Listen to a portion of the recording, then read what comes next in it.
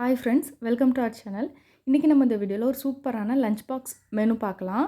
So தக்காளி சாதம், நார்மலாக தக்காளி சாதம் எல்லா டைம் நம்ம கொடுக்கும்போது குழந்தைங்களுக்கு ஒரே மாதிரி செஞ்சு கொடுக்காம கொஞ்சம் வித்தியாசமாக செஞ்சு கொடுக்கும்போது அவங்களுக்கு போர் அடிக்காமல் இருக்கும்.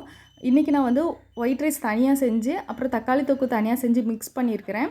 அப்புறம் சில டைம் நம்ம வந்து குக்கரில் இதை செய்யலாம், அப்போ டேஸ்ட் கொஞ்சம் நல்லாயிருக்கும், வித்தியாசமாக அவங்களுக்கு இருக்கும்.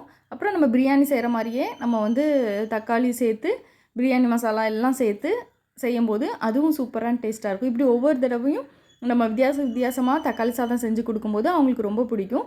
இன்றைக்கி நான் தனியாக ரைஸ் வடிச்சிட்டு தாளிக்கிறதுக்கு வந்து பிரிஞ்சி இலை, சோம்பு, கிராம்பு, பட்டை அது மட்டும் சேர்த்துட்டு வெங்காயம், தக்காளி, பச்சை மிளகா, உப்பு அவ்வளோதான் சேர்த்துருக்குறேன். இது மாதிரி செஞ்சு கொடுக்கும்போது நல்லா சூப்பராக இருக்கும். அந்த தக்காளியோட ஃப்ளேவர் ஃபுல்லாகவே நமக்கு இருக்கும், சூப்பராக இருக்கும். உதிரியாகவும் இருக்கிறதுனால குழந்தைங்களுக்கு சாப்பிட்றதுக்கு வந்து ரொம்பவே பிடிக்கும். ஸோ இதுக்கு வந்து தொட்டுக்கிறதுக்கு இன்றைக்கி வந்து பீட்ரூட் பொரியல் தான் செஞ்சுருக்கிறேன்.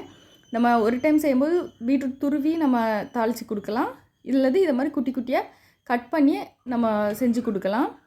அப்புறம் ஸ்நாக்ஸ்க்கு வந்து இன்றைக்கி நான் பலாப்பழம் கொடுக்குறேன். நார்மலாக அந்தந்த சீசனில் நமக்கு என்னென்ன ஃப்ரூட்ஸ் கிடைக்குதோ அந்த ஃப்ரூட்ஸை வந்து நம்ம வச்சு கொடுத்துடலாம். அப்போனா அந்த ஃப்ரூட்ஸை வந்து அவங்களுக்கு பழகிறதுக்கும் ஈஸியாக இருக்கும். நம்ம வீட்டில் சாப்பிட மாட்டாங்க, ஸ்கூலுக்கு நம்ம கொடுக்கும்போது அட்லீஸ்ட் கொஞ்சம் டேஸ்ட்டாவது பார்ப்பாங்க.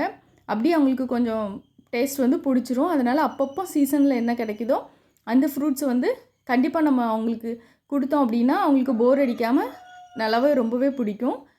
அப்புறம் 2 குக்கீஸ் வச்சுருக்கிறேன். இது வந்து ஈவினிங் ஸ்நாக்ஸுக்கு. அப்புறம் 4 பிஸ்தா. இது கூடயே டேட்ஸ் வந்து 2 விதையை எடுத்து நம்ம கொடுத்தோன்னா அவங்களுக்கு சாப்பிட்றதுக்கு ஈஸியாக இருக்கும்.